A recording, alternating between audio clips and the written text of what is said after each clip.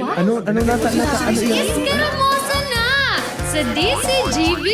Escaramuza, istorya sa kakanan, mano-mano sana. Marina, entra na sa Escaramuza. Halat muna, Kuya Ramir. Halat po muna, di ka magparahiriro dyan.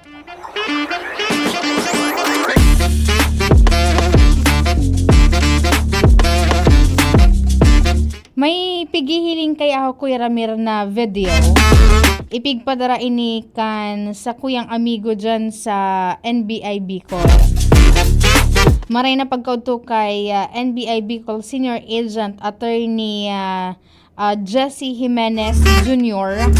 kan NBI Bicol. Ngayon dyan sinda sa indang opisina. Dyan lang sa may parte kan sa sentro kan Legazpi City.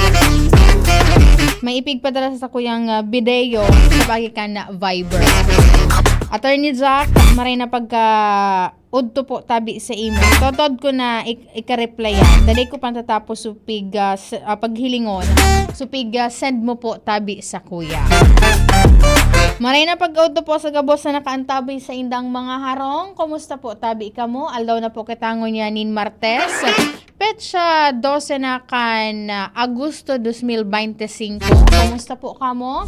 Ano lamang tabian sa indong pinagkakabisihan dyan? Ano lamang tabian sa indong pangudtuhan dyan? Ako, Kuya Ramir, day pa ako nakakato para kipangudto. Tao yan, burubit-bit ko pa sana. Pasado na alas 12 na tapos itong kapihan sa PIA dyan sa sarong mall sa Barangay Bitano, Legazpi City. Imbitado duman, Kuya Ramir. Itong regional director, si Regional Director Imelda Gatinao kan Department of Labor and Employment. And then syempre si Ma'am Julie Lianaresas, ang Assistant Regional Manager kan National Food Authority Bicol. Itong ipigdidiskutir dyan, Kuya Ramir, itong subenteng bigas, meron na project kan Dolly Bicol, katuwang po ang NFA, ang Department of Agriculture, pati na po itong Food Terminal Incorporated. Dahilan tadigdi sa Bicol Region, Kuya Ramir, igwa na po ni 4,000 labi na mga minimum wage earners na benepisyuhan as of July 31, 2025. Kaya ang target nila digi kan paglansar iyan dyan sa LCC malls, mismong pinanginotan iyan kan DOLE, kan DA, kan NFA, and then syempre itong pamayukan LCC, si Sir Romy Tan.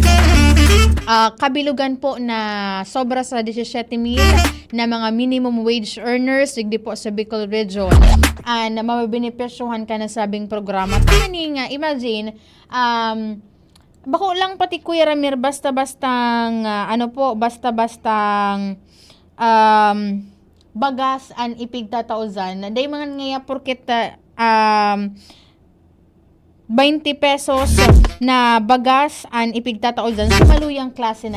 Sabi ka sa bago ni ARM Julie, pigsisiguro mingayan na nasa marhay ngayang kalidad na nasabing mga bagas. Ito nganing mas mainganyar itong mga minimum wage earners na magpartisipar po duman, and syempre itong mga establishment, mga employers na kung mahiling ngayon ninda na marhay man ngayon kalidad kan bagas na ipigtatao mingaya sa indang mga empleyado, mas may inganyar sinda na ipagpadagos po tabi na siring na programa and makapagtuwang. Halimbawa, ang sabi duman kan may nagtao testimonya. Saro siyang minimum wage earner, Kuya Ramir. Hali po dyan sa barangay Puro, Legazpi City. Siyempre nga, itong 200 pesos ngayon tigbabawas nga sa muya, bulan-bulan. Dakulang bagay na nga ito. Imagine mo, Kuya Ramir, ang marahay bagang na klasikan bagas, nasa 50 pesos up na presyo kan kada kilo. So imagine mo, pera ng pesos matitipon mi na pwede mi ngayang ialokan sa pagbakal ngaya ki iba pa ngayang pangaipukan sa muyang pamilya. Kaya sabi duman ni RD Gatinaw, RD Dedeng Gatinaw, kan Dolly Bicol. Sana ngaya, within the 2025, mas dakol po ngaya ng mga employers pa, mga establishmento ang magpahayag nin interest at the same time makapagsumitir kan mga magakanigong dokumentos na kaipuhan. Tanganing magkaigo po sinda ni Memorandum of Agreement sa Food Terminal Incorporated. Once ngayon na nakapag-sign, nakapagpirma na po kan MOA, nakabugtak po duman kon perang amount, perang numbers of o perang kilo nin bagas and babakalon duman, and then itong su kopya ka itong sumawa at the same time itong su number of kilos kan mga bagas and ipabadara po ito sa DOLE at the same time itataawanin kopya ang National Food Authority, and by that ito naman su number of kilos ki bagas ipo-pull out po sa warehouse kan NFA Bicol. Dahil mo mag-a-edit dahil ta siniguro man ni ARM Julie na may supisyenteng numero, supisyenteng supply po unin bagas na alokado duman po sa iyan na programang 20 pesos na bigas meron na digdi po sa Bicol Region. And sabi niya, as of now, marhay po ang numero ka na mga stock nin bagas na nakastore sa man iba-iba nilang mga warehouses, and then posible pa pong madugangan iyan, lalo na po ngunyan na posible ngaya by September, magpuo naman ngayaan harvest season kan mga padabang para o mata po digdi. And then piga-antisipara ninda itong su panahon po nin tag-uran, may mga naka-preposition naman sila kayan, and at the same time, may good po ang sa indang koordinasyon sa Department of Agriculture. Bago pa man iyan, kaya Kuya Ramir, nakahuron ta na via phone ka nakalis na daw si spokesperson kan Department of Agriculture Bicol, si Ma'am Love Gorin. Ang sabi niya, despite nga ka itong su pag-uuran na namatay ang tangayig di sa Bicol Region, bako man nga grabe so distroso na naiwalat ka ini, although ngayaan DA may nakapreposition ng mga tabang na pwede pong itao sa mga apektadong paraoma, igapunin mga banhi nin paroy, may mga actually so fertilizer ano nga ni apo duman so di ko ramdom so exacter itong so asistensya po sa mga paraoma na makabakal ka itong sa mga farm inputs, itong fertilizer, may mga voucher po ka na ipigtatao, and then itong so igwa po ni na cash card na direkta pong ipigtao kan DA, direkta na po ito duman na ilalaog ka na Department of Agriculture, and then i-withdraw na lang po yan kan mga farmers. Kaya ang pangaputan naman po kan DA sa paagi ni Ma'am Lovella, itong su mga paraoma, magparehistro po kamo sa RSBSA, magpatabang po kamo sa pinakaharaning municipal or city agriculture office po nindo dyan sa inyong mga munisipyo asin syudad. Tanganing data matigahagad, may mag-abot or agihan po katanin maraot na panahon, insured an sa indong mga tinanom, an sa indong mga produkto, may mga kompensasyon, insentibo na maitatao po and marireceive po nindo. Ayan ang mga istorya duman sa sakuyang inatindaran na kakatapos pa sa nangani alas 12 pasado na nin pagkaudtungo niya na pagkahapon. Maray na pagkauto kay Sir Joseph Narep. Maray na pagkauto da po nakaantabay ngunyan si Sir Jobert Chavez. Nakaantabay po ngunyan from Gigmoto, Catanduanes. Maray na pagkahapon po dyan sa imo sir sa imong lokasyon sa Gigmoto, Catanduanes. Kumusta po ang panahon dyan? Kay Sir Santiago Balde, sabi na magandang tanghali po ma'am. Watching from Batangas, thanks po.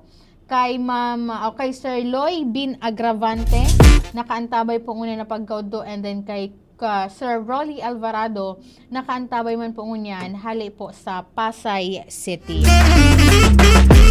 Anong ngunyan Kuya Ramir ang kaganapan sa tuyang palibot? Ano ang mga or-istorya dyan sa indong lugar? O duman po pala sa mga sa mga daipa nakakakuakan sa indang mga plaka. Padagos po ang distribution ngunyan kan land transportation office o LTO Bicol sa man iba-ibang mga lugar, magpasiring lang po kamo sa pinakaharani mga district office kan LTO. So bago, nakahuron ko su spokesperson si Ma'am Jamie. Igwasindanin ipiglansar ka nakalihis na aldaw na LTO Bicol Oplan Plaka Check. Saro ini Kuya Ramir na inisyatibo kang LTO Bicol tanganing mas mairani an pag-claim sa mga naantalang plaka sa tabang po yan kang on-site assistance sa mga checkpoint. Pigpapanginutan inat ining ipiglansar dyan sa may probinsya kan Camarines Sur kan nakalis na aldaw. Sabi ni Ma'am Jamie, kan August 5 and 6 ngayon Ma'am Angel, yaon po ngaya kami dyan sa Legazpi City. Ang objeto po kaning activity na ini, iyo po an mapakaskas ang pag-claim kan mga plaka na daipa po na i-claim kan mga tagsadirininda. Dahilan po ta iniman an orden kan sa idang sekretaryo na si Secretary Vince Tison asin ang sa indang LTO Chief Assistant Secretary na si Attorney Vigor Mendoza II.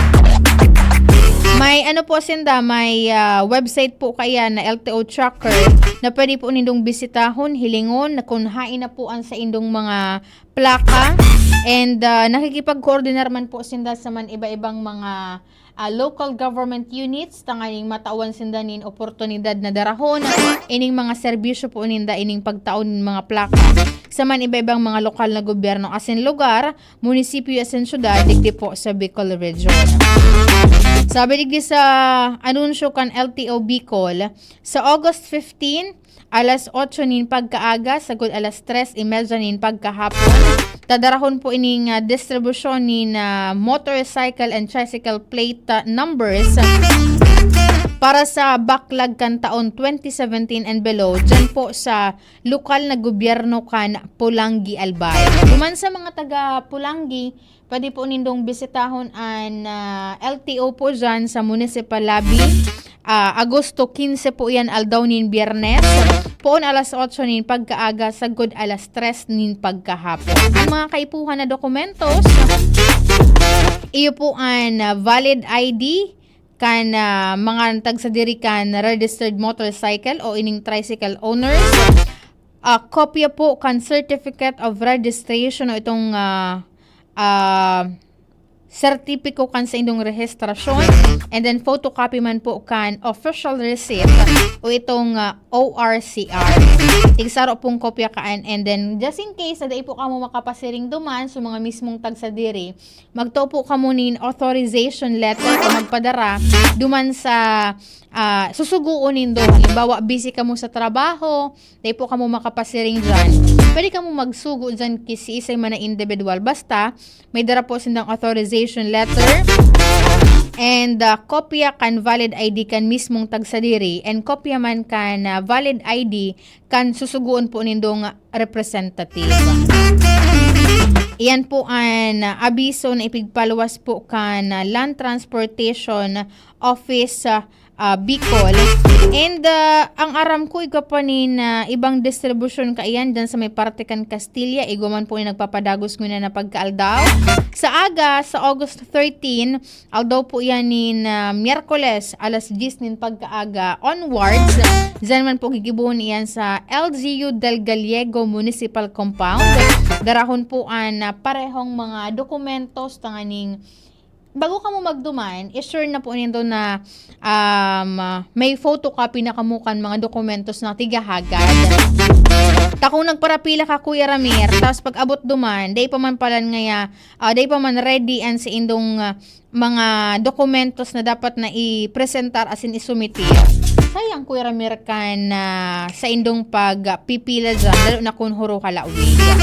And in behalf kan Comelec Legazpi and Comelec Bicol, kahuron ko si RD Valesa kasuhapo. Naghagad ako nin data Kuya Ramir. Imagine, nasa sobra 210,000 o 207,000 na mga Bicolano ang nakapagrehistro sa laog po nin 10 aldaw na voters registration kan Comelec Bicol. Kung kaya dakulaan pasasalamat ni RD Attorney Maria Juana Valesa duman po sa mga nagpartisipa nag-alokar nin oras, as in panahon, tanglay, effort, na magpila po dyan sa mga registration centers sa mga COMELEC offices. Tapos sabi niya, record breaking ay itong numero ngayang ito. And then kasabay ka iyan, pasalamatan niya so effort man po kan sa indang mga personahes, mga COMELEC officers, mga empleyado po kan COMELEC digdi sa Bicol Region. Dahil imagine po nindo from August 1 to August 10, ano po yan, sunod-sunod, halos diretso po tabian, ano kayan, rehistrasyon. And then may mga pagkakataon pa na dai po sinda nagpapahingalo dahil maski na nga ni early cut-off ang ipigpautob po ninda, halawig man gararay po ang pila, lalo na itong last 2 days kan pagpaparehistro aldaw po ni na Sabado asin Domingo. Halatunto na lang ang magiging anunsyo sa mga masunod na aldaw kung kung mapipirmahan na po ni Presidente Ferdinand Bongbong Marcos itong pag-suspend kay itong perilian sa December 1 na sanggunian asin itong barangay asin sanggunian kabataan election. Ano pa man Kuya Ramir, pwede nang katang mag-surserblagan ta nakakamatiin ako ki gutom. Ansa kuyang kapartner sa Radio Technical, si Kuya Ramir Tanay, sa IT si Jerome Nico Martinez. Antabayan na po ang masunod na programang Marhay na Hapon with Father Butch Bomba COP. Ako po si Angel Mustaza. Bye-bye. Tuhod, siko.